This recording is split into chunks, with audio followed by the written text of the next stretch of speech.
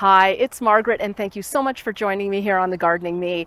Today I am sowing Brussels sprouts, and I've had a few people ask me about my Brussels sprout success from last year, and I told them that I would try to get a video done this time around, kind of show step by step what I did, and we're at the beginning of that journey. Now, the first time I grew Brussels sprouts, it was way back. I think it was probably like 20 years ago or something. And I sowed them. I, mind you, had really bad conditions. It was very shady, the garden I was working in at the time, but I didn't even really think about that. And the harvest was basically nothing. It was zilch. So after that one experience, I'm like, oh, they're too hard to grow. I'm not growing them anymore. So last year, I decided, you know what, I'm going to give Brussels sprouts another go. And I did, and I am so glad I did because they were amazing. So last year, I grew 3 different varieties of Brussels sprouts. Speedia, which, spoiler alert, was my favorite. Jade Cross, which is a very popular variety and was the runner-up, and Groninger. And that one wasn't as good. I did find the flavor of it to be a little bit harsh. And also what happened is the sprouts, especially some of the first ones to kind of fully develop near the bottom of the plant, ended up bursting. I really don't know why that happened. It didn't happen on the other 2 varieties that I grew, so there's that. But primarily the reason that it was on the bottom of that list is because it just didn't taste as good. It was kind of a little bit stronger, a little bit more harsh than the other 2 varieties. Still absolutely edible, and we did eat them, but just the other ones tasted a lot better. So the second runner-up was Jade Cross, and this one is a super popular variety. That's the one that I probably grew 20 years ago, I'm thinking. This one was, the productivity was good, but the sprouts were smaller than Speedia, and but they were really, really packed together, and there were a lot of sprouts on the stalk. In fact, it was hard on my hands getting those sprouts off of that stalk because they were just squeezed so tightly together. But the flavor on it was quite good. It had a bit of a sweetish, not Swedish, sweet-ish flavor, and it was quite good. So one other note on Jade Cross, though, is it also, for some reason, some of the sprouts attracted aphids. Not a lot, maybe, I don't know, half a dozen or something like that. But still, that was kind of strange because neither of the other 2 varieties had that issue. The first place winner of my Sproutathon last year was Speedia, and it was fabulous. The sprouts were huge and they tasted really, really good. There was no bursting. There was plenty on the stalks, and in fact, it was the heaviest producer out of the other 2 varieties in terms of weight. And just to give you an idea of how much you can harvest, I only grew 4 Brussels sprout plants, and I harvested 8 pounds of Brussels sprouts, which was a little much.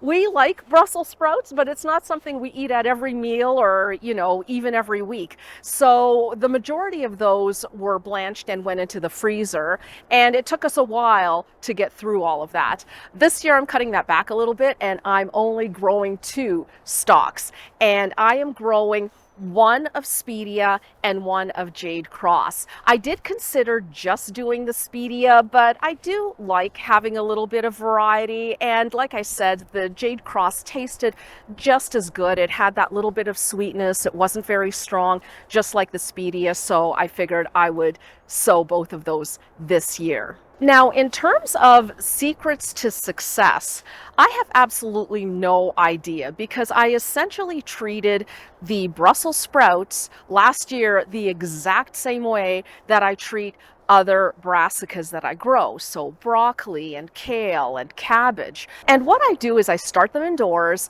I transplant them outside when they're 4 or 5 weeks old or so. And I amend the bed with compost. Usually I do that for all of my raised beds in the fall. And before I plant individual vegetables, I'll amend accordingly depending on the vegetable. I'm hoping to do a video when I do transplant them out into the garden, so I'll run through all that at that point. And other than that, plenty of sun, like make sure they're in a full sun location and not partly shaded. Although leafy greens can often tolerate a little bit less sun than something like tomatoes or peppers. Ugh. For Brussels sprouts, these guys are in full sun, and I'm pretty confident that that had quite a bit to do with the success. And the other thing is consistent watering. All of my beds, the raised beds, are on drip irrigation, and consistent watering is key. In terms of when to sow, my last frost date is on May the 10th, and the goal is to sow them 5 weeks ahead of my last frost date, which was, I don't know, April the 5th or something like this. But I'm about 10 days, actually longer than that. I'm about 12 days past that. So I'm not overly worried because last year the sprouts, especially on the Speedia, were of a harvestable size by the middle of September. And in fact, I don't harvest sprouts until it's past the first frosts and well into chilly weather. I think I harvested all of them end of October, beginning of November, something along those lines. So I'm really not concerned about this 10-day difference in terms of when I sowed last year and this year. That's about it for the chat, so let's get sowing some seeds. So I'm going to use one of these little 4-cell packs, and I'll just put one variety on each side to get 4 plants in total. Here I have my Pro Mix HP, and I have moistened it up. So I'll just fill these guys all the way up to the top. What I'm going to do is in each cell, I'm going to make 2 holes. I'm going to sow 2 seeds per cell. And then once they've germinated, I will just thin those out to the strongest seedling, but I won't do that for probably 2 or 3 weeks once I see which one, is larger, really gets going, that kind of thing. So I'll just do 2 holes 1/4 of an inch deep, approximately, in each cell. And I'm going to start off with Speedia.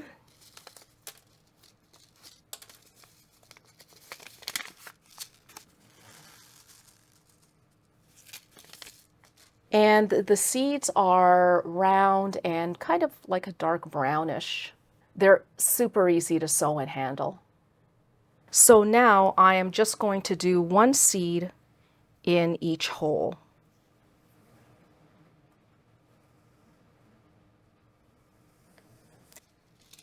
And now I'm going to do the same for Jade Cross. 1 seed in each hole. The great thing about brassica seeds as well is they last a really long time. I've had brassica seeds last 5-6 years and still get close to 100% germination on them.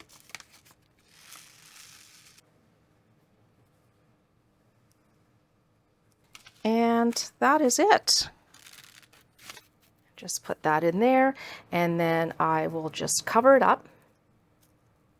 Now, one thing though with brassicas is I do find that they are one of the vegetables that are the most susceptible to damping off. And even when I don't have any other issues with damping off, I sometimes still do with brassicas.